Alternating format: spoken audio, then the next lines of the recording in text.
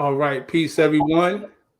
Once again, back with Masterminds with Brother Shemel, and I have with me again my good brother Neb Teharka, and we're just going to continue the conversation pretty much of what we had the last time. Had a great feedback. A lot of people enjoyed the content that my brother brought forth, and so we're just going to have a conversation, pretty much. How you doing, brother Neb Teharka? How you doing? I- I'm doing great. Am I coming through clearly? Yes. Yep. All right, Coming through clear. excellent. Great. I hear some feedback. I don't know. Do you hear that feedback? I just want to make sure we're clear. I don't hear any feedback on my end, but Okay. All right, here a little bit of feedback. Hold on one moment here. okay. Let's see if there's something I can do.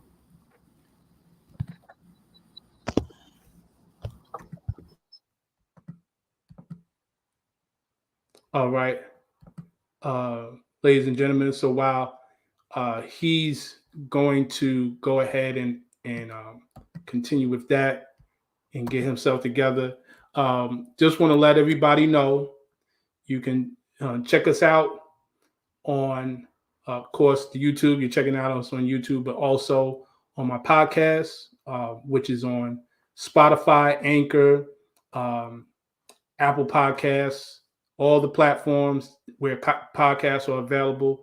You're able to check us out and definitely go to my website, shemel.com. That's SHEM-EL.com. And that is where you can get these as well. And also check out my books, check out my other content. Definitely a wealth of information there. So I got Neb Teharka back. Neb, All right. okay, great, great, brother. So from our last conversation that we had, you mentioned a lot of things dealing with the cosmic consciousness, cosmic memory, uh, Mm, the seven different realms of that. And we had opened up the end of the conversation for questions. And initially, no one had any questions, but I happened to notice, like right as we were ending, someone asked a question in okay. reference to um, where's the origin of this information, meaning like what geographical location is it? Ancient Egyptian? Is it, you know, is it here in this country? Is it where does this the source of a lot of this knowledge come from? So you can Yeah, start. that's a good question. I think it's various locations because we can trace it back to Central Africa. However, this came mainly from the Olmec cosmology. Um, a lot of the cosmic memory in terms of how it was put together, but we can go back even further to the Dogon. And so with the Dogon, all are related. You know, the Olmec, the Dogon are related as red and ancient Kemet. And so as we look at this, we're seeing a lot of similarities in a lot of what was expressed, and we're able to, hone in on those areas. So I would say the origin is, I don't have a pinpoint one or the other, but I see this pretty active in quite a few of our ancestors and indigenous tribes in terms of how they looked at the cosmos. Okay, definitely. So for those who may be unfamiliar with those two civilizations, cultures that you mentioned, Hmm. Olmec and the Dogon, Yeah. if you would have to just give a brief um, overview of those societies and what they contribute with it. Absolutely. Yeah, so the Olmecs are said to be the original Mexicans. And so, they were of African descent, of course. And if you look, they're the ones that have the big heads that they found, the big granite heads that they found that were so big. that you could not ignore that not just the heads, but what they look like, the big nose. So it was clearly that they were African and African people. I like how Dr. Phil Valentine said that Columbus discovered the Americas for the Europeans, but it wasn't for everyone because they were already discovered, and it was evidence of that when you look at the Olmec civilization, who are the ancestors of the Galactic Maya. Okay, so that's that. The Dogons are centralized in Mali, and the Dogons studied the dog star, which the dog star is star Sirius. And they were particularly looking at the patterns of the star Sirius B and how it revolved around star Sirius A. The star Sirius B was really energetically what set the cause in motion for this sector of the galaxy. And so they were able to connect, and even going back to the beginning of how the cosmos came into existence. So this pulsation from this star was said to really was the heavens. It was said to really be bringing in some cosmic knowledge into the spiritual minds of the Dogons, and they were able to, from that, see the whole entire solar system without a telescope. And so that's with the Dogons, and the significance in understanding the cosmology of how the cosmology is more or less how the universe or the cosmos came into existence and what its purpose is, or what our purpose is in it. Absolutely, brother. And I'm glad you mentioned about the Dogon. That's one of the things I've mentioned in my book. One of my books, Who is Elohim. When you speak about the Dogon and the cosmology, you touched on a bit of the significance of the Sirius star. Now, if I may ask you this, can you enlighten on the 52-year cycle? Absolutely. Yes. Absolutely. So the 52-year cycle, and in fact, let me just say this. I've heard a few different perspectives. I've heard a few different perspectives on what people interpret the Dogon, who really, this is their baby. You know what I mean? They really focused in on this when no one else was focused on it. Okay. So I would say they were, if not the first that really created something comprehensive, and still are following it to a T right now. So with that, it is said that it's 52 years for the Sirius A, which is it's like a dwarf planet revolving around Sirius A. So Sirius B is revolving around Sirius A, this bright star. And it's said that it takes 52 years for it to completely go around in 360 degrees. So, that's interesting as it relates to what we teach. We teach some cycles that link directly to a 52-year castle or 52-year path of destiny, to be able to link those cycles with the 52-year cycle of Sirius B revolving around Sirius A. And so therefore it's very powerful when we can link our consciousness to what's happening energetically with those two objects of consciousness. We're able to, really find a direct link, and how we're able to receive super mental abilities, extrasensory abilities from this, not only by following the cycles, but just being in tune with it from a consciousness perspective. Now, I've also heard, I do want to say this, I've also heard that cycle is 60 years, and I've also heard that it's 50 years. So the 52-year cycle seems to be a connection between multiple tribes and indigenous cultures. And so, that's been the one that I decided to focus in on. But I've heard a few different perspectives, just to say, in my research. Absolutely. And it's interesting you said that it seems to be common, because I had a brother who came on our show, good brother Eric Munjin, and he spoke about cycles, and something that is taught by the Rosicrucian orders is the aspect of the 52-day cycles that take place, where they base their cycles basically from the time you're born, which is really we know the history of the Rosicrucians. They took it from melanated people. They took it from us. Right. But they also used the 52 aspect of that. So I think that was interesting, which is why I wanted to ask you that. Got a question from Sister Jean. Let me see if it can show up here. Yeah. So does that mean they use more than 20% of their brains? So I'll let you answer that. Who, the Dogon? Yes. Is he talking about the Dogon? Yes. I couldn't calculate that, but I would say that probably so. That I don't have an exact calculation on how much of their brain that they were able to effectively use and integrate into their experience on the material plane.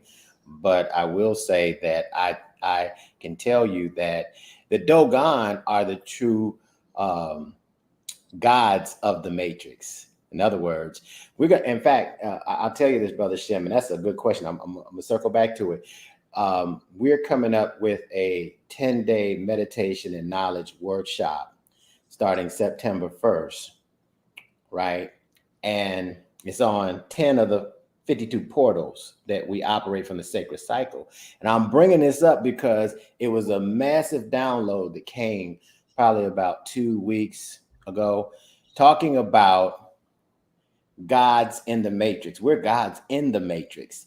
The Dogon were gods of the matrix. So I would have to think that they were using more than 10% of their brain, because their brain was the technology. And so one of the things that we've discovered, the more technology that we have to use, I would say it will reduce our capacity to expand our consciousness and think, because we're operating through an artificial medium. So to answer that question, I couldn't say if it was more than 20%. It might be more than 40%. But I can say that I bet you it was more than 10% for sure. So that's my answer to that question. Absolutely. Absolutely. And so you made definitely, I like the way you said it. We being gods in the matrix and they're gods of the matrix. So what is the transition? Or is there a transition from being a god in the matrix, just to your point, since you mentioned that? Oh, absolutely. One comes with the cycles and the ages, because we got to think about, Brother Shem, that consciousness is ever present through all dimensions, right? Mm-hmm. And so our brain is an instrument that gives us access to process consciousness, depending on, how our neurons are able to interact with this consciousness and process it. So if we are operating on linear constructs, then we are blocking the multidimensionality to receive that knowledge that way. And someone else is unblocked because they have more of a multidimensional paradigm in terms of their consciousness. They'll be able to receive different knowledge and be able to consciously operate at different levels than someone with a linear perception would not. Does that make sense what I'm saying? Yes, absolutely.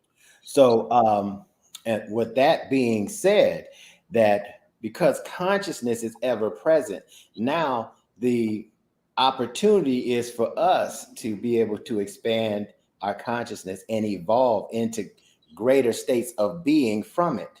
So there is a transition. There is a couple things that we talk about, the biosphere, noosphere transition, because we're moving from the information age into the telepathic age of knowing. This is all consciousness. This is all part of how a perspective, I won't say as an absolute, because I'm not here to debate or share absolute truths. However, I can say a very compelling perspective is that we are able, when the Sirius A and our sun were the closest they've been in 26,000 years. That was in 2012. There was a transmission taking place, right, through energy and light from this Sirius B into our sun, which provides light and helps create life on our planet, right? And so with that taking place, that was like the dawn of a new era, a new cycle, a new 26,000 year cycle. And so now when you fast forward here, we're going on 10 years ahead. Now we've gone through a period where that same light from Sirius that recharged the sun has been falling on our consciousness now for 10 years, for those of us who have been here for 10 years, right? And so when you look at it like that, something's been happening in consciousness, something's been happening in society. If you study the sunspots and their cycles from 2012 till now, you'll see an interesting pattern. Just a couple of years ago, there were very little sunspots for a couple of years, and like 70% of the year were no sunspots. Well, you might say, well, Teharka, what does that mean? Well, what that means is the less sunspots, the more it weakens. Watch this. The more it weakens the magnetic field of the Earth, which protects the Earth from asteroids coming in and different things coming in to impact the planet, right? So the weaker that is, the concern is that we're now vulnerable to some of the objects in space that can reach the Earth. And so with that, now if you think about it, what is going to replace that magnetic field, brother? Fundamentally, it's going to be go ahead. Have to be those who are magnetic. The consciousness of the most evolved beings on the planet. And this is what this whole consciousness and evolution is all about. That we are evolving and we are becoming the Earth.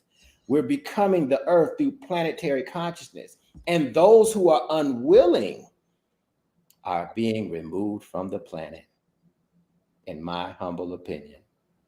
So now what's happening? So everybody says, well, hey, we got to have everybody on here. Well, I don't agree. We got to have everybody that's in alignment and their consciousness is in alignment. The Earth is in a pole shift and it is evolving. It's on an evolutionary trajectory.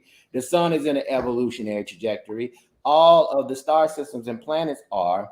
So what does that mean for us as us being human on the planet? We must evolve too.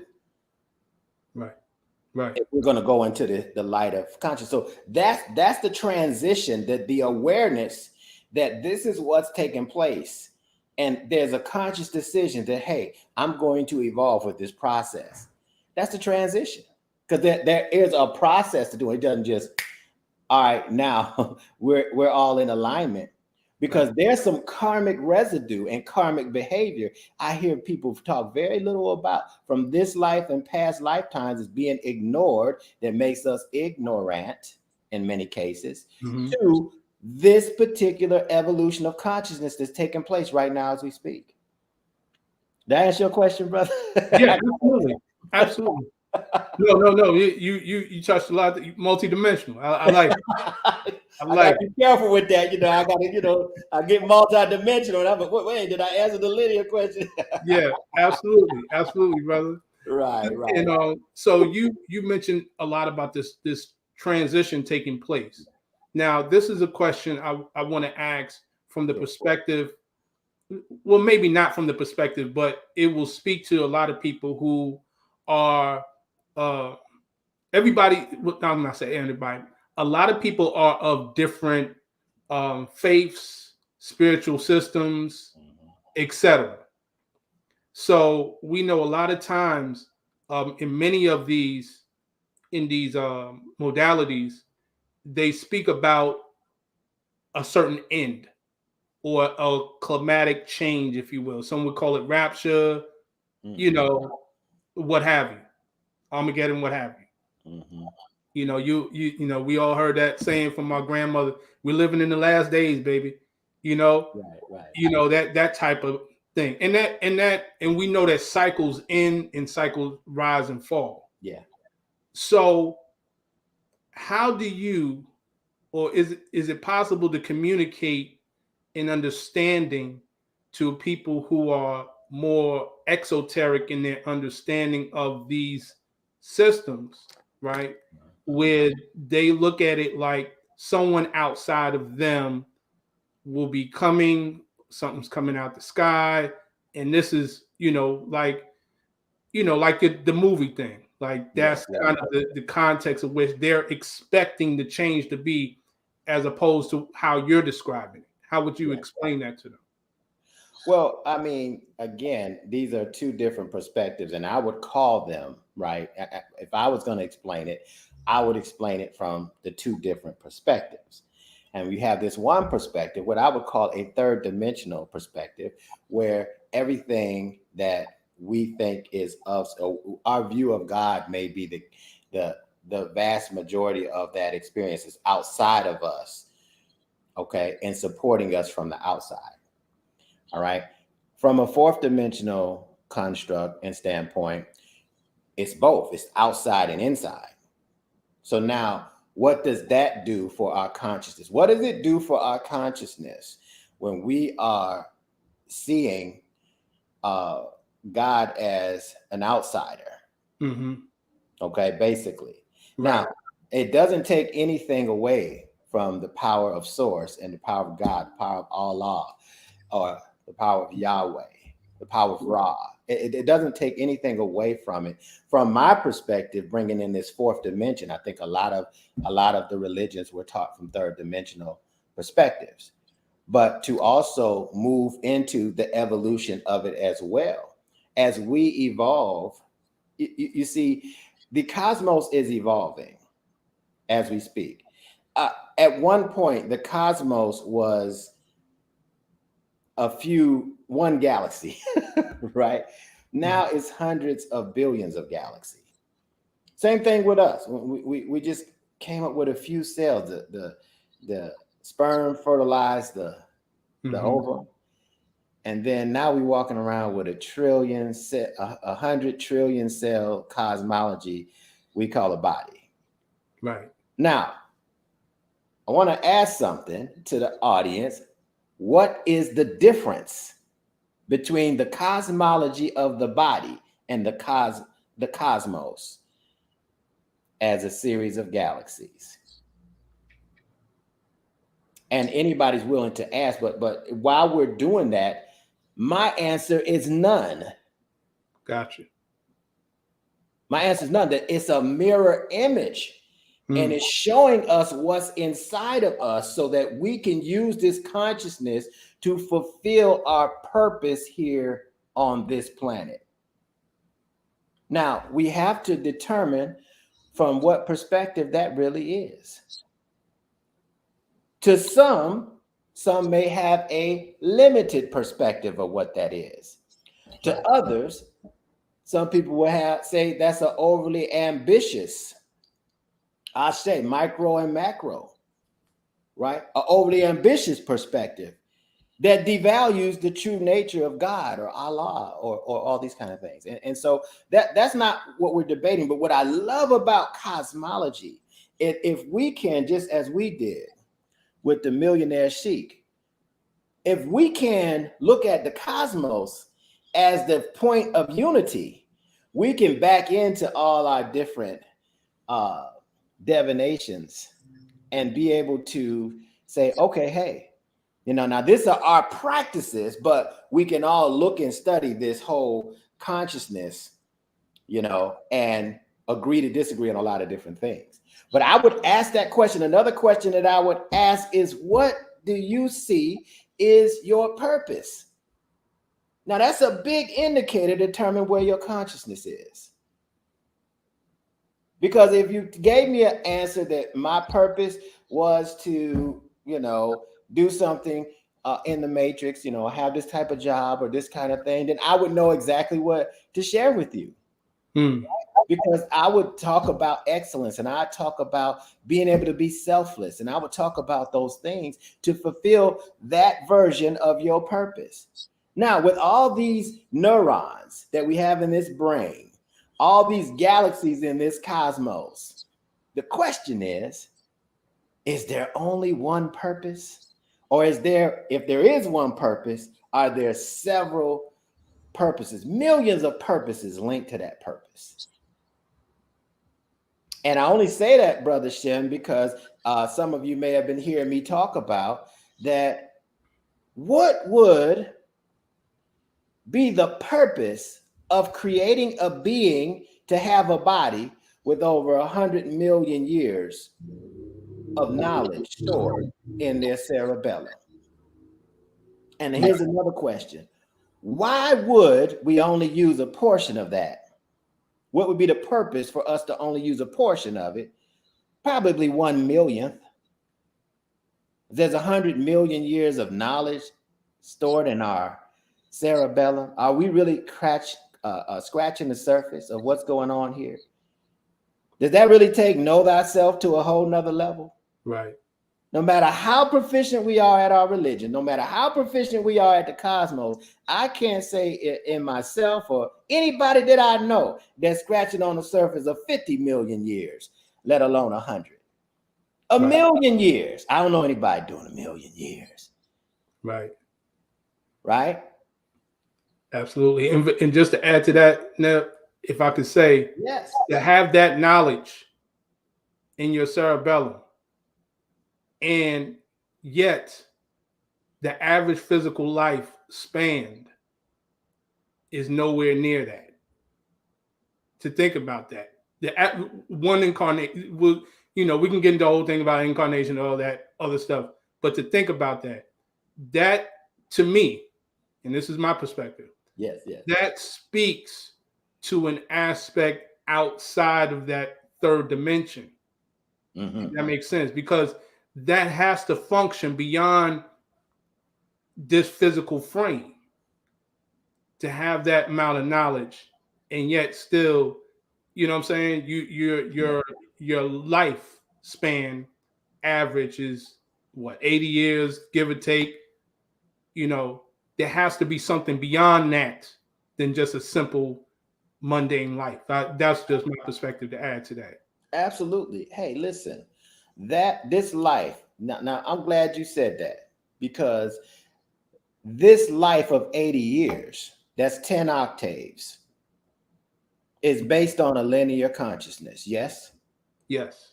Do we know what it would be if it was based on a multidimensional consciousness or 100 million year consciousness? We don't know.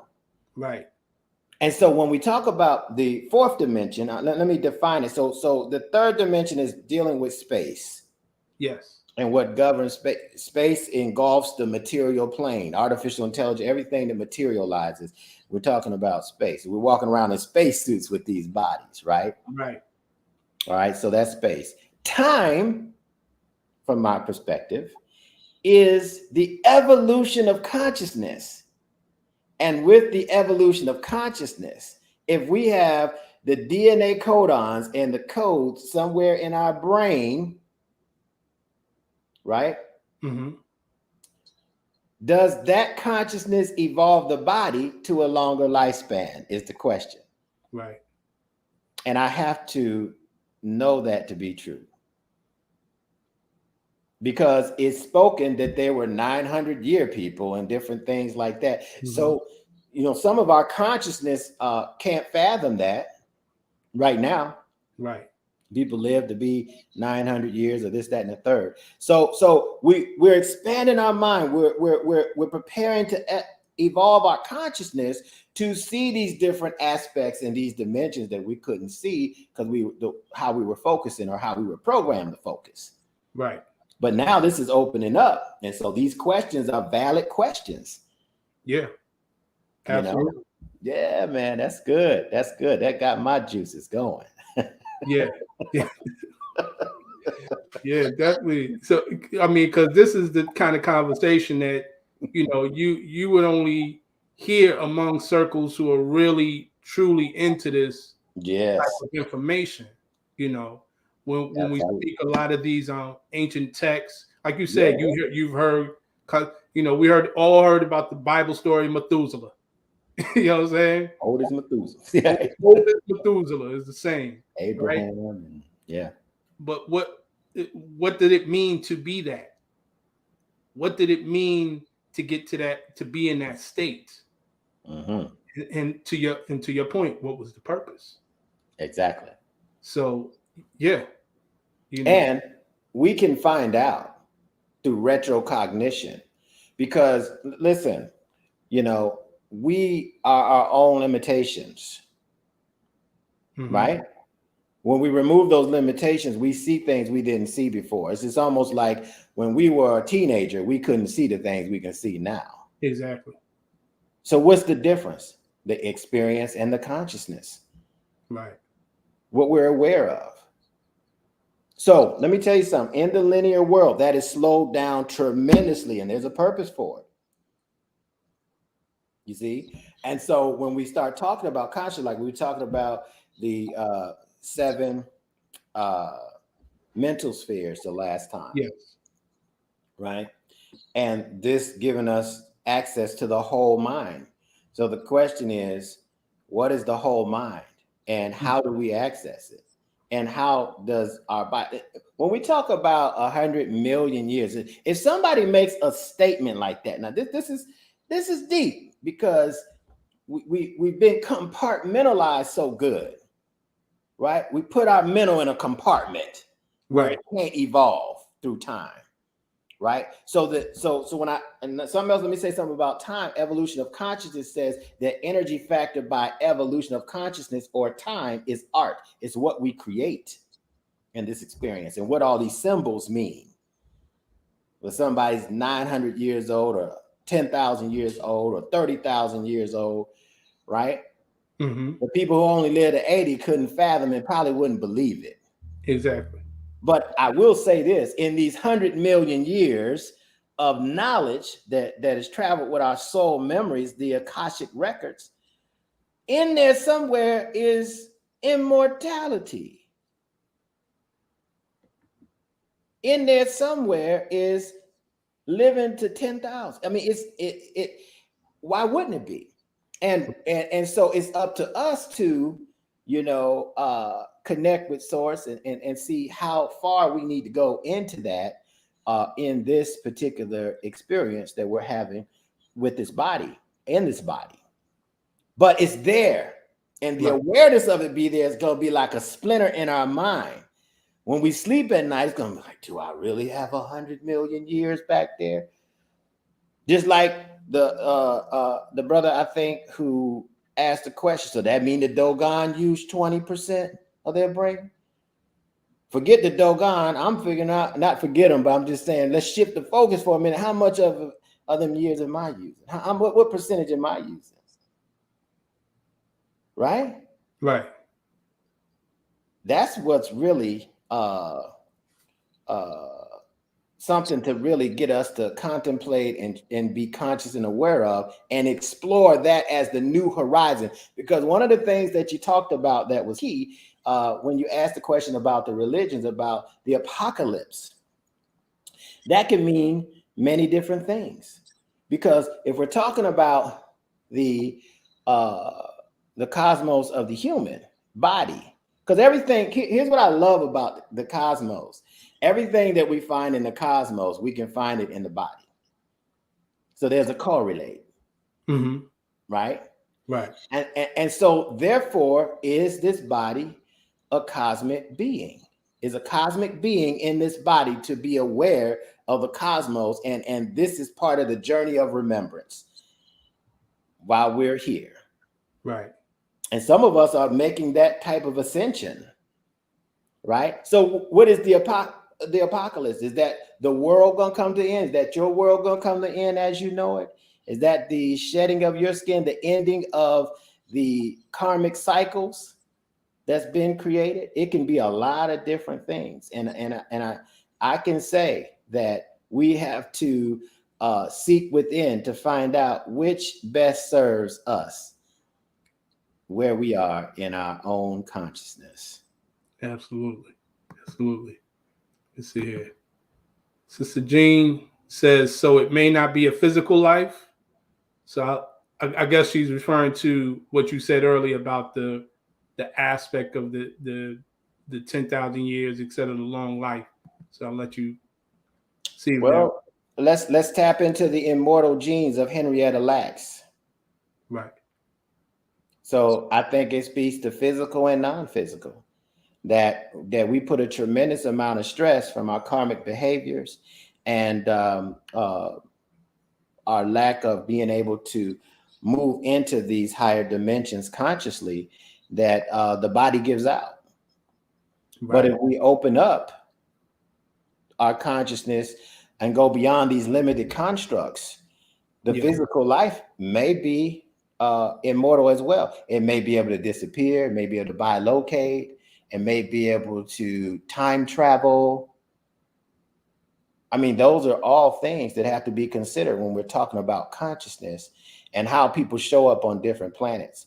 Because when we talk about physical life, we have to talk about, is this the only planet out of these hundreds of billions of planets that has life on it? Right. We And speak as if this is the only planet that has life on it. And all these other galaxies are focusing in, and they're light years away, millions upon millions of light years away. I don't know if we can fathom that, and the speed of light, right? What that really is. right. What you was gonna say something, brother? No, and I was saying, just to add on to what you was about to say, also the form of life, which you kind of spoke to when you said the immortal genes of Henrietta Lacks, realizing that you brought it back, and I'm gonna take it back to what you said about how it started with the sperm cell and the egg, right? Mm-hmm. In reality, both of them are forms of life, intelligence, consciousness, uniting to form another. That's your triad third part of a consciousness, and then it becomes the one cell and it multiplies, like you said. That is it. When you look at it, it becomes that interconnection of all in one. You know what I'm saying? Like Yes. there's even a connection with us as individual bodies and mind to mind. You know what I'm saying? There's a saying that we say in Moor science, all life is bound by one cord. So if you like, that's to your point. Is there a difference between the body and the cosmos? There's really not. It's the micro and the macro. So if you look at that from that perspective, that evolution, if you will, is always there. So there's even though what we may see, what we, like you said, in the linear aspect, may be viewed as only one form. You know what I'm saying? Like you said, like, I'm Shemel, I look like this, I have this personality. The consciousness is beyond that egoic, you know what I'm saying, persona that we put on. And I think that's what you're speaking to. And you, if that's what you would say, and if you're not saying that, let me know. No, that's right on point. And what I will say along with, see, let me say this. There's a lot that doesn't make sense that we don't talk about. Right. We sometimes are the blind leading the deaf. We don't ask certain questions because we know that this is what, the religion, or this is the way of the land. Okay. But when I start diving into this and we start looking at, the whole solar system, was there life on any other planet? Right? There's a whole asteroid field out there that resembles, and the story is told that there is a planet that blew up. Well, how did it blew up? Did it have life on it? Many people say yes, according to the different stories that's out there, cosmic history stories and different things like that. Are you speaking of Maldek? Maldek, yeah, Maldek. Okay, so now what happened? What happened? Okay, so that planet is an asteroid field now that's orbiting the sun just like Earth. All right, then there's Mars. So Mars is the red planet, was engulfed in flames. There's a story behind that, right? Was there life on that planet? According to many stories, there was. And then this is full of water, and there's people on this planet, right? Right. And so whatever karma has been passed down from this perspective, this is a perspective, from the planet that exploded to the planet that engulfed in flames to the planet with water, may have some reverence and may have some significance, I should say, to why we're here now. No. It's not planetary, it's galactic. Mm-hmm. But if we can't think beyond this body, right, will we be able to remember that? Will we be able to remember that? I can't say that we will, but for those of us, you know, however many lifetimes that we've been here, you know, if it's 100 million years stored in there, then our soul has been somewhere. True. That's implied, right? True. So now, what happened? How did life from one planet create life on the next planet? Those beings may have had the consciousness to migrate from one planet to another. Now that's really outlandish, but Martians can do it, but we can't. How do we know we're not that? We don't. We just think we're not, so we're not. How did they migrate from the planet went in flames to here? Okay. So when we think of this, we got to think holistically. So that brings me to this, brother. When I was talking about the 7 circuits, the 7 mental spheres, it brings me to what is the whole mind of consciousness, and how can we think with whole mind consciousness? What is that, first of all, and how does that help us with our mission and our purpose here on the planet? That's something that those of us who are truth seekers and that really want to expand and evolve our consciousness may want to consider delving into, right? Now, how does it happen? Now, there's something I will say, because I teach the hollow mind or the whole mind perceiver, that we are nothing but systems inside of larger systems. The blood cells are part of the circulatory system. For them to say, for the cells in the body or the circulatory system or whatever part they are, to have no reference from the whole makes them misaligned from the whole and malignant. And we call that turns into a what? A cancer. Cancer. Mm-hmm. Right? The circulatory system is part of the body. It wouldn't say, hey, I'm not part of this body. If it does, the body, the cosmology of the body is in big trouble. Mm-hmm. Right? The body is part of the biosphere of the earth. So there's all the species on the planet that make the biosphere. Right? Right. And then the earth is part of the solar system. And so these are different stages of consciousness that we literally can see. Those cells see themselves as the body. And that's why the body works in an autonomic fashion. It's automatic. We call it synchronicity with time and nature, right? But the cells in our body are already operating like that, right? Mm-hmm. And so with that, when we look at it that way, we say, wait a minute. So can me as a consciousness being human, can I have the consciousness of the planet and think as the planet does? Think that everything I do benefits everything, all the species on the planet. What different kind of life would I have if I thought that way versus, hey, I just need to focus on my money? Would it be a difference? I believe it'd be a significant difference. Mm-hmm. How about the galaxy? Since this is karma that's been passed down. So what stages of this karma that's been passed down has your soul been involved in to be here now? Now, when we start tying all that in, we might remember something that's very significant in terms of consciousness that help. And it's also said, I will say this, it's also said, as the story goes, that Earth is the last planet that keeps this entire galaxy intact from moving into a black hole. Because one planet, now this is all about energy, has exploded through the permutations, right? and the Bode number, or the distance from that planet from the sun, holds a frequency, and now there's a gap, there's a void there. There's a void with this other planet. Now, we're all talking about consciousness when we're talking about the planet. So we may be here to repair the consciousness and not even know it. Some of us gonna remember that. And then we have the earth, right? And so let me tell you, wherever karma, it's been said, this is a perspective, I want to get y'all thinking. Whatever karma comes from blowing up a planet, somebody got to be responsible for that, right?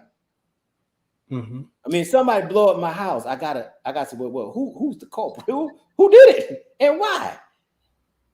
I wouldn't just say, oh, my house blow up. Okay, I'll just go get another one. Then the next house blow up in flames. Oh, I just go find one that just got a lot of water on it. There's something that's a pattern is being created here, right?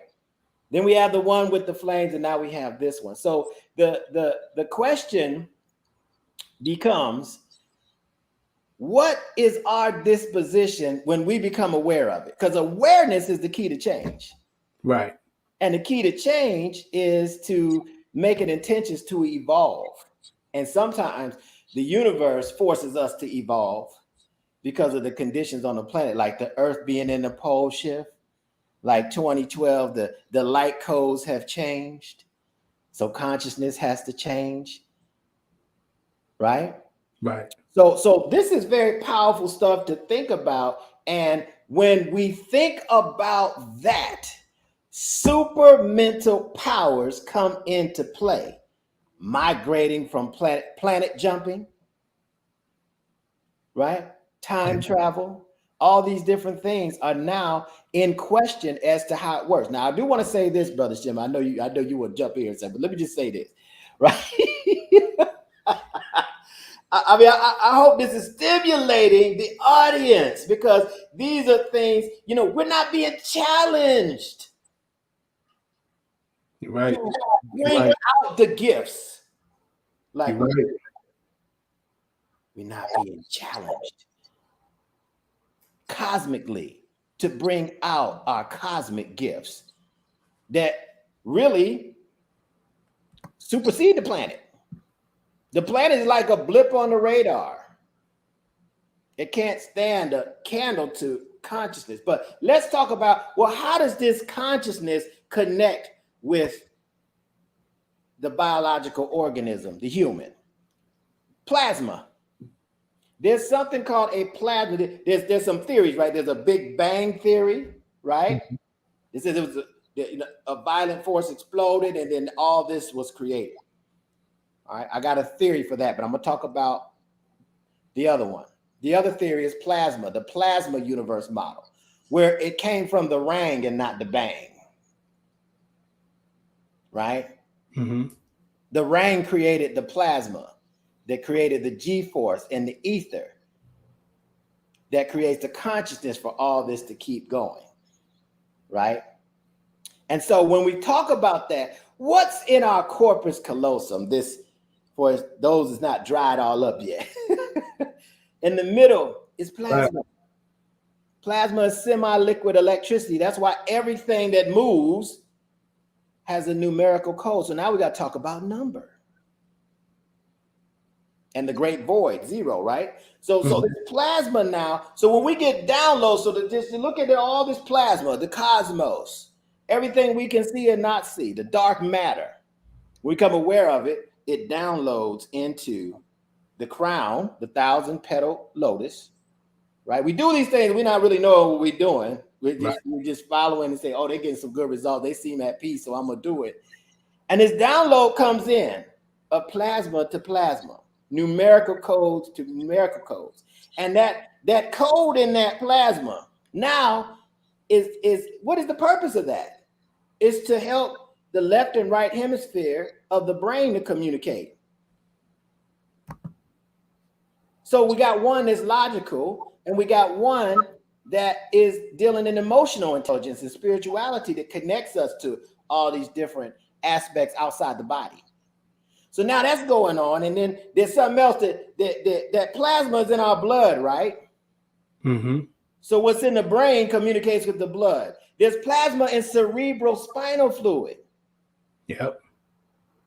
That puts our nervous system intact. So when we get the download, Brother Shem, we got to allow it to permeate the corpus callosum. We got to give it time to unblock the code, the DNA codons and everything that's back here in the cerebellum. We got to allow it to come down and upgrade the nervous system. And then we got to allow it in our heart in order to replenish every cell in the body, which I'm told, I've heard a lot of different things, but I've told it's 80 to 90 days. We replenish every cell in the body with this code. This is how you upgrade the body. So this is why consistency is so important and discipline is so important. Because if all we do is stay in our mind, it doesn't permeate into the body. It doesn't permeate into the nervous system. And guess what happens to the body? It dies. And we know teacher after teacher after teacher that without upgrading the body to what is received, eventually it's going to be too much light to come in for the body to handle. So it has to move in stages. And it's my belief that those who were able to extend the life of their avatar figured this out in some way. It's all connected by plasma. We call days plasma in the cosmology that we study. And it's because we want to get linked to it and we want it to inform us of how to unlock and unwind the clock, the consciousness lock through artificial time and be able to help us remember what's in our cosmic memory circuits. And then and only then are we going to be able to tell a different kind of story, because we've just been telling the same story for eons, but there's a different story that's coming down through the downstream now. Isn't that powerful? Yeah. Practically, that's how it works through plasma. Through the resonance of sound, through the harmonic, the universal recollection harmonics. So if we're open to that, how can we not evolve? And does evolution look the same as we know it now? We have to wait and see. I don't think it does, but I'm in the process of finding out. When I do, hopefully you'll have me back on here and say, I found it. Right. Absolutely, brother. And, I mean, that was too. Yeah. The chat is on fire, brother. I ain't gonna be able to get through all of these, but I wanted to add to what you said, because you was bringing about the aspect of the plasma in all the different liquids, and I want to drop this one for the brothers, the seminal fluid as well. That's a jewel. I'm gonna leave it at that, and y'all do y'all research. But we look, got the brother Fennell Bay says we are one with the cosmos and children of light, one with the all and all in one. And who else? Unified. Let me go ahead down here. Says my brother Raz Bay Sheik says we are definitely the ones who come and come again. And Sister T Moody Ill says true, right? And my brother, the millionaire Sheik Nasir Ma'at Ill says facts. And let me see what we talked about. He asked a question. Makes me wonder what happened to Hakeem Bey. Oh yeah, Hakeem Bey. That's another brother who's very knowledgeable, who talked a lot about that information. But look here. I wanted to you really broke into the aspect about a number of things. One, about us being connected. Another aspect about the downloads and things of that nature. Now, you mentioned one modality or one methodology by which we can truly get back into this meditation. Mm-hmm. You mentioned about it. You touched it briefly. How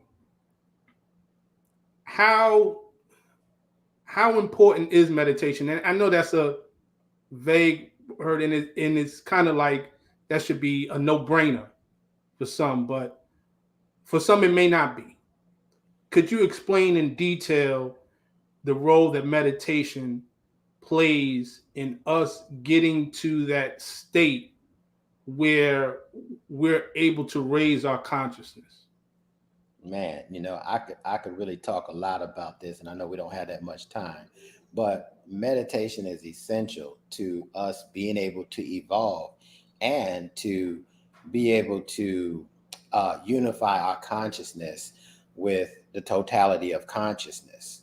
And so I really like to say that my perspective is about the heart. See, meditation is about the heart. And a lot of people think it's about the mind. But the reason why it's about the heart is because your heart will block your meditation. That's why they say, as a man thinketh, sometimes I say, as a woman thinketh, because it include man and woman. Then so is she, then so is he. It's how you see yourself in your heart. Right. So if you're only meditating with 1/10 of your brain, then you will reach some thresholds and some barriers. Okay. But the purification of heart, that's why in Ma'at, in Kemetic cosmology, they weighed the heart with one ostrich feather. Now think about that if your heart is heavier than that, right, then you didn't do this whole lifetime right. And you may have to come back. And I like how High Priestess Ma'at, who is also the other co-founder of Mimic, how she says we had to come back and do the car seats and the juice boxes again, the sippy cups. All right. Oh, your heart is too heavy. So this is a way to open up your heart and purify your heart so you can receive all the mental abilities and consciousness that comes with cosmic knowing. The heart knows this, but the heart becomes the mind as we judge. All right. As we allow emotions, negative emotions, lower emotions to rule the cosmology of our body. So I had to learn it that way because, like dear brother T. Moody EL, I had a hard time being able to focus or be able to allow myself to meditate. Because it'd be, okay, oh, dang, I got this bill I got to pay. Oh, I got to pick up this. Oh, man, I forgot to call so-and-so. And all that be coming through. And I'm sitting up here I'm calm, but I'm not really meditating. But I used to tell everybody, yeah, I meditated for 20 minutes, 30 minutes, right? So being able to do that, what I did, and this may help some people here, when I realized it was a heart exercise. Now I talk about this a lot, that the heart has more, I'm told, right? I didn't count them. The heart has more electrical impulses than the brain. So if I may, let me say this one point for the audience. And I want to come back around to the meditation because this is what helped me and it may help you. I had to ask myself, how do I experience this life in this visual spectrum? So I'm able to look around and see, different phenomena, I'll call them, through what seems to be the eyes, right? The two eyes. Now, I have to know that these two eyes, for me to see an image, has to be a projection. So what I'm seeing is a projection of mine. I would hope it's my mind, but it may not be my mind. But it's a projection. Would everybody agree with that? We're projecting an image that we can see in our experience. And it is my belief that we're projecting what we see from the inside, not the outside. All right? The inside, not the. So when we have something show up, because we'll talk about why we meditate, because when we stress, they say meditate, right? You need to meditate more. You want to become more spiritual, you need to meditate. You want to be able to use your mind more, you need to meditate. That's true, but I want to show you this first, because there's things that can block meditation too. And you could take all the time you want thinking you're meditating and you're really in blockage. You know what I mean? You're meditating. And no, may not even know it. I was meditating. I was blockages and taking what I was getting from the blockages, and I thought I was really opening up, but I really wasn't. So this is why I'm sharing this story. So in that, it's a projection of mine, and this projecting from who? Us. So now this is a reflection of what's in our heart. This is a reflection of from what's in. So now if we're going to sit down and meditate, because we have gratitude and we have appreciation for what we're experiencing, no matter what shows up, you want to meditate from that basis. I give thanks, I have appreciation and gratitude for whatever I'm experiencing, because it's a projection from what's coming in on the inside. And the power of God has enlightened us in such a way to say, hey, whatever you think you projecting, whatever you think you thinking, this is it. Right? So I thought I was thinking some other stuff than what was showing up. Wow. Right? So my ego would say, oh, no, it's something wrong with what's showing up. Not knowing I was agreeing to something being wrong with me. And that's my free will, brother. Right. The free will is to jolt our memory.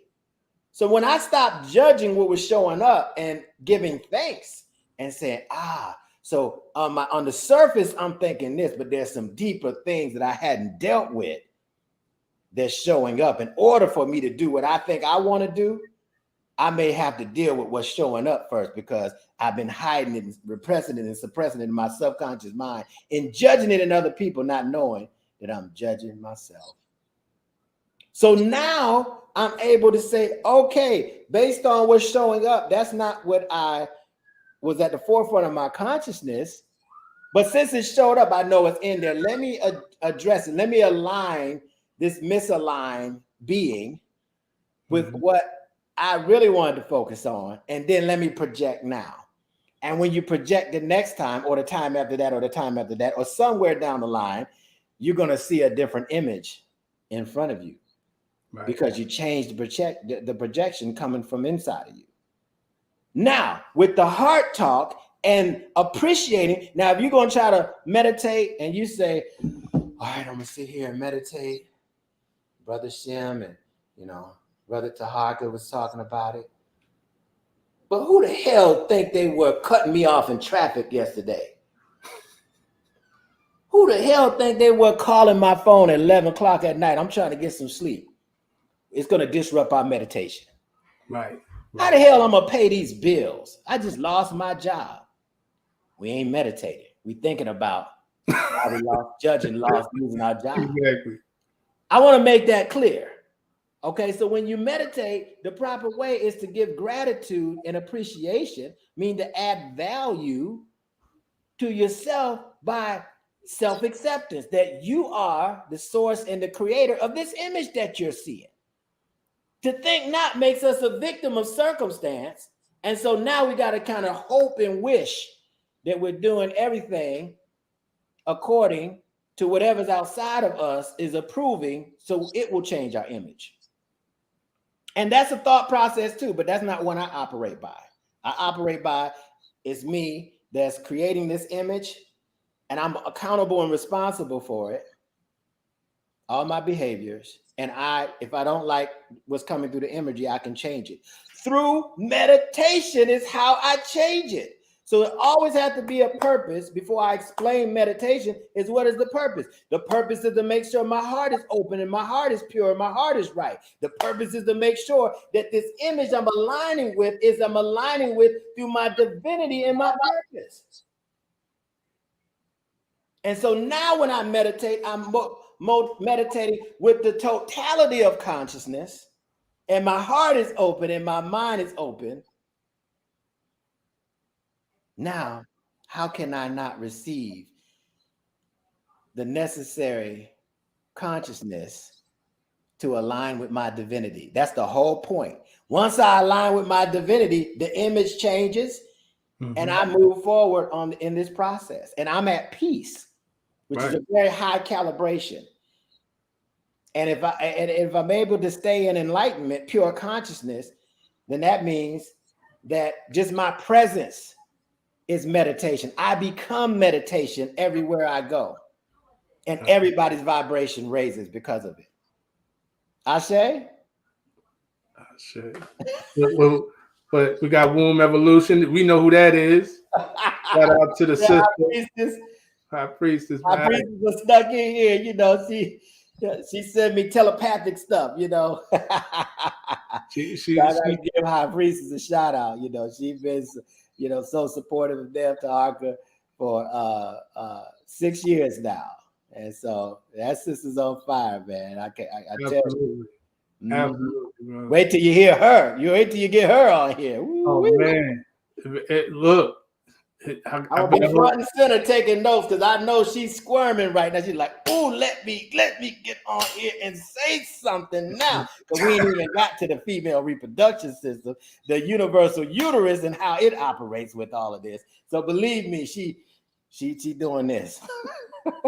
She rocking right now. You have to get strapped to your seatbelt. Absolutely. Look, I'm loving it. I'm loving it. She said, open my mic. Come on, let me in. We got you. Look, right? Always, brother. It's a pleasure building with you. I mean, you talk, you drop the mic, lit it on fire. You know what I'm saying? Shut the stage down. I love it, man. And I know everybody else is really appreciative of this. For everyone, again, how can they get in touch with you and what you're doing? How can they reach you? You know, it's best to email me, believe it or not. I know that might be primitive for some of y'all, but it's best to email me because I really take time with the emails. I'm real quick, like with text and chat and all kind of stuff on the social platforms. But you can find me on IG. I will say this, IG at lowercase NEB _Teharka. Somebody can put that in the chat for me. Neb _Teharka, all lowercase on IG, and the same thing on Facebook. My email is bluestorm@melanatedimmortals.com. bluestorm@melanatedimmortals.com. Now, you also can find me on Clubhouse. I'm doing a Clubhouse talk tomorrow at 11 a.m. Eastern Standard Time. So you can get on Clubhouse, Neb Teharka as well on Clubhouse. And something I like to say, can I just say a couple things real quick about some things that's happening? So we're moving into this rapid growth period. We just came out of what we call the storm, the world changer cycle of evolution, where we really upgrade our energy. And I know.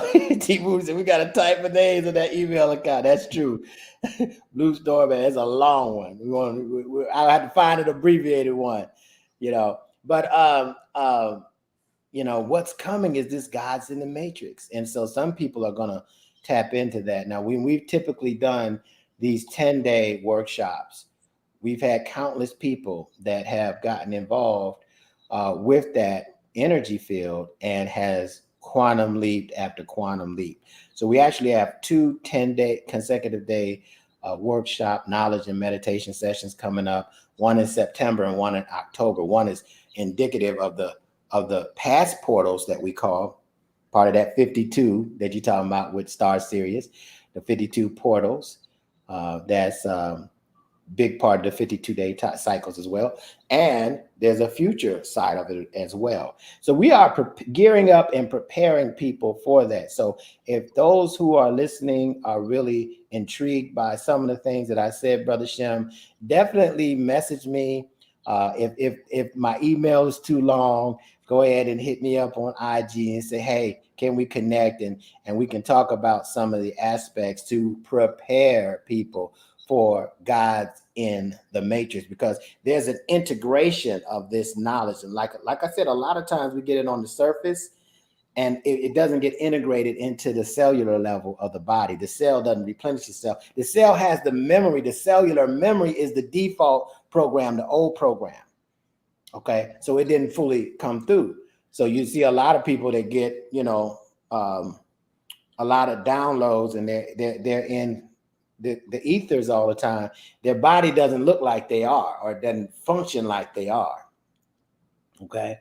Mm-hmm. But when we allow this process, I was hearing about discipline in the chat, then the body equilibrates, it upgrades into where the mind is. And if we let that process happen, right, we don't interrupt it. So we're going to be doing a number of things to support that. One thing that's big is this Tuesday at 7:30 a.m. Eastern Standard Time. I'm going to be facilitating a meditation to talk about how to raise our consciousness level, for those of us that's not there, from human consciousness to planetary consciousness, and be one with the earth. And so that opens up the whole galactic paradigm, where this stuff that I'm talking about can be real for you. I've experienced it. High Priestess Ma'at experienced it. Several other people that's experienced it that I know of directly. I know some people even in the audience may have experienced it in yourself. But I'm just saying that, we've seen this integration process firsthand. And so we're going to be going through some steps this Tuesday at 7:30. So those who are on here, you're welcome to join us. There won't be any charge or anything. So you can get a taste of what we're going to be doing with Gods in the Matrix. Roughly a few days from then, on September the 1st. Ashe? There you go. Ashe. Thank you, brother. Thank you. And appreciate you as always, brother. And y'all heard it from him. Get with him. Email him. Check him out on IG. And, definitely this platform is always open. If you have something to share, brother, you already know. It's a second home for you. You know what I'm saying? I can come back. You said I could come back. I think the people don't mind. I think they don't mind. Well, give thanks. Absolutely, brother. So, yeah, Sister T. Moody, El said Ashe. Our sister Ma'at said awesome. Absolutely. Yeah, definitely. Definitely. So, once again, brother, thank you as always. I like to thank everybody. Yes. For, checking us out, taking the time out your day to hear some good talking, and we will, brother, he said, please come back. Okay. See, look at this. This is what I like to hear. You know what I'm saying? Request for the line. Now. All right. I'm on. We gotta make it happen, brother. So everyone, until next time, peace and love. Peace.